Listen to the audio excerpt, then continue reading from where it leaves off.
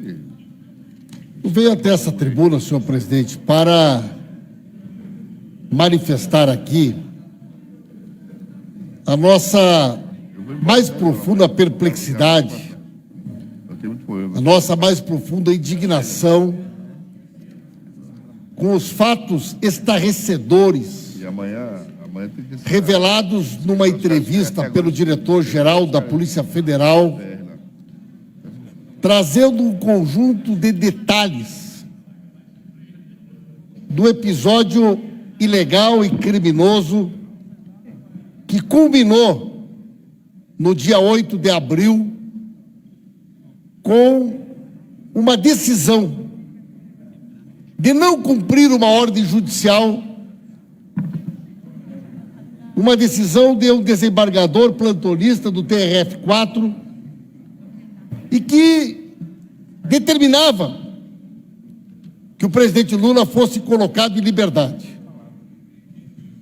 Ocorre, senhor presidente, que nós já desconfiávamos há muito tempo que havia uma conexão, que havia um consórcio de atores e de agentes que atuavam à revelia da lei e que, muito longe dos objetivos que talvez um dia a Lava Jato possa ter tido de combater a corrupção, hoje tem fundamentalmente um objetivo de natureza política e, mais do que isso, política eleitoral, que é impedir que o povo brasileiro possa votar no presidente Lula como candidato a presidente da República.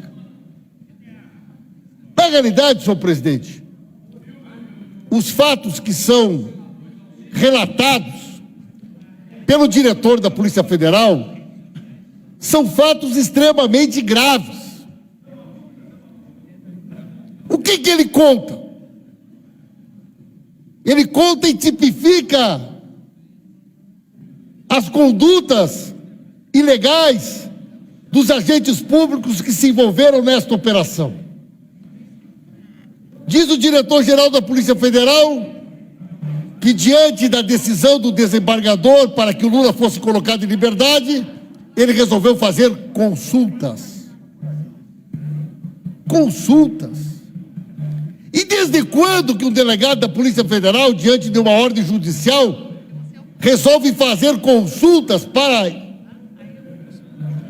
escolher se deveria ou não cumprir a ordem judicial?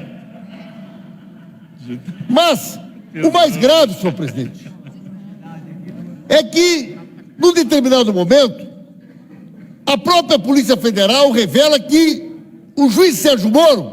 Eu deixo 4 horas da manhã. E olha que o habeas corpus sequer dizia a respeito à vara dele, pois era na vara de execuções penais. O juiz Sérgio Moro liga para a Superintendência da Polícia Federal e dá uma ordem.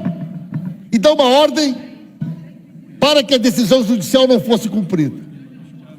E o que é pior, a Polícia Federal cumpre.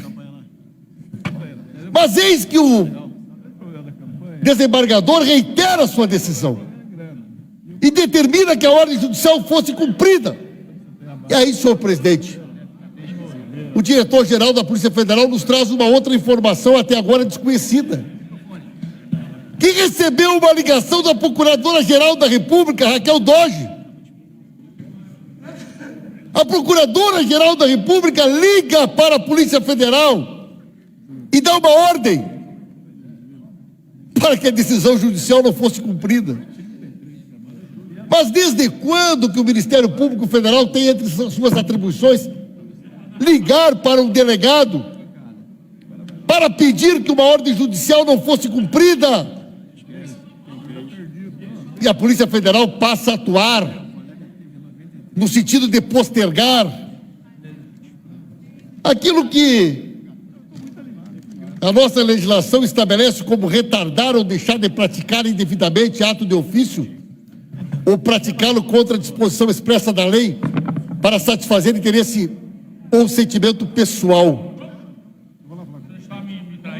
Mas o mais estarrecedor de tudo ainda estava por vir. Quando, de uma maneira surpreendente, o diretor-geral da Polícia Federal revela que recebeu uma outra ligação do presidente do TRF4, desembargador Flores,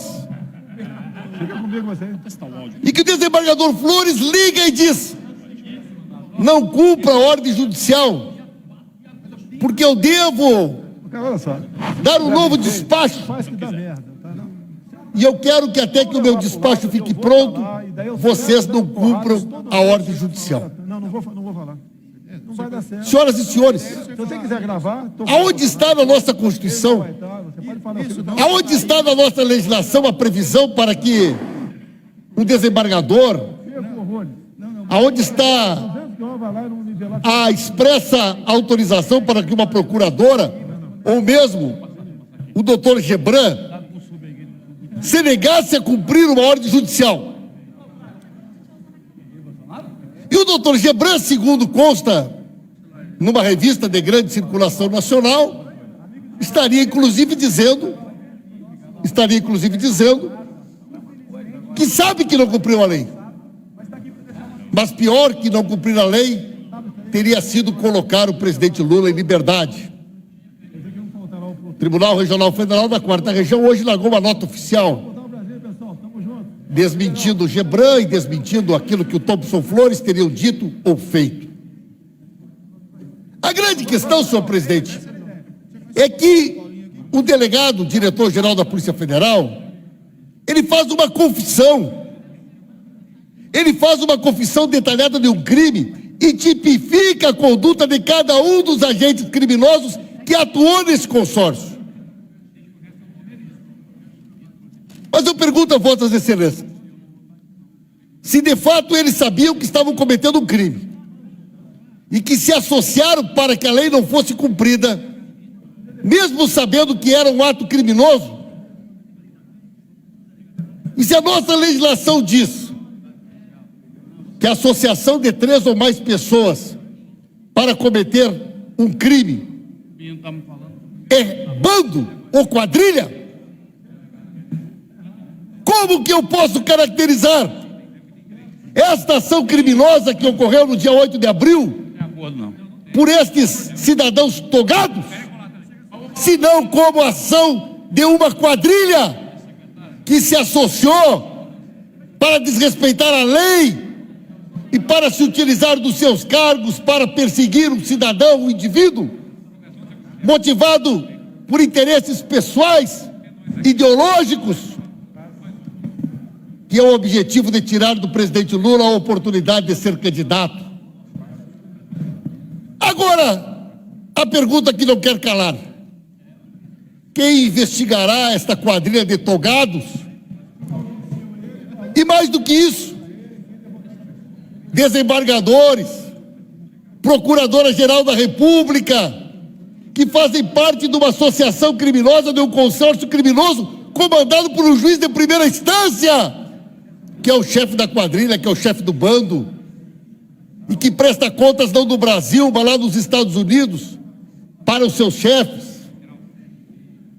Nós estamos diante de um fato extremamente grave, denunciado não por mim, mas denunciado e tipificado de maneira detalhada por nada mais, nada menos do que o diretor-geral da Polícia Federal, que traz esses fatos a público e transcreve de maneira criteriosa a participação de cada um dos agentes da quadrilha no crime cometido no dia 8 de abril. É por isso que nós iremos representar contra cada um deles no Conselho Nacional de Justiça. Vamos pedir a convocação nesta casa do ministro Jungmann, que segundo o delegado também foi acionado, da senhora Raquel Doge. Vamos representar contra cada um deles.